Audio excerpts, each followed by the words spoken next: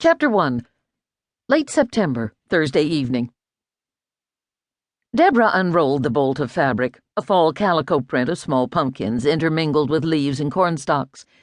It wasn't something she would purchase. Amish only quilted with solid colors, but she could certainly see why it was a hot seller tonight.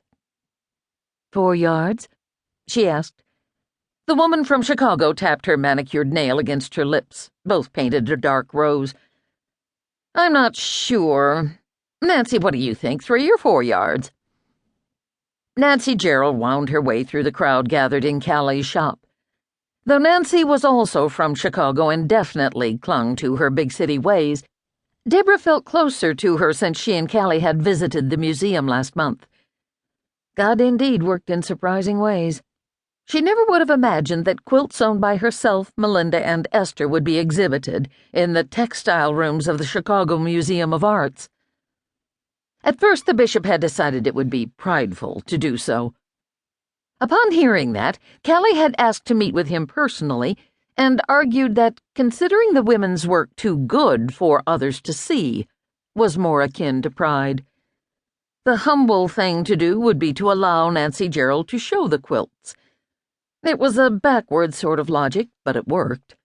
As a result, the quilts had sold at a high price, money that helped Deborah and her frighten, and Deborah had grown closer to the woman standing in front of her. She wouldn't call it friendship exactly, it wasn't that strong, but definitely closer than mere acquaintances. Nancy smiled and nodded toward Deborah.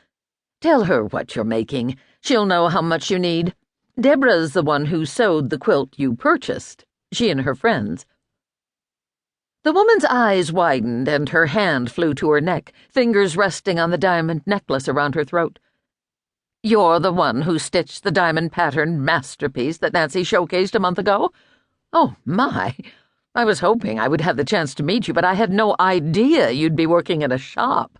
Your quilt was exquisite. I had a special frame made and hung it on the wall in my family room. Deborah smiled politely, though the thought of her quilt, their quilt, hanging on a wall made her a tad uncomfortable. Quilts were for warmth. They belonged on beds to give comfort, not on walls to be gawked at. She thanked the woman and turned the conversation back to her purchase, even as her eyes caught sight of Melinda and her oldest boy helping Lydia out at the register. Matt had turned 11 this year, the same age as Deborah's oldest child, Martha. The Fall Crafters' Fair, or Fall Festival as old-timers called it, had begun a few hours earlier. It was Shipshewan's largest festival of the year. Tonight was a warm-up of sorts, and the reason Callie had extended her hours. Normally, stores in Shipshe closed their doors and tucked in the welcome mat at 6 p.m. sharp, but for festivals, hours were extended.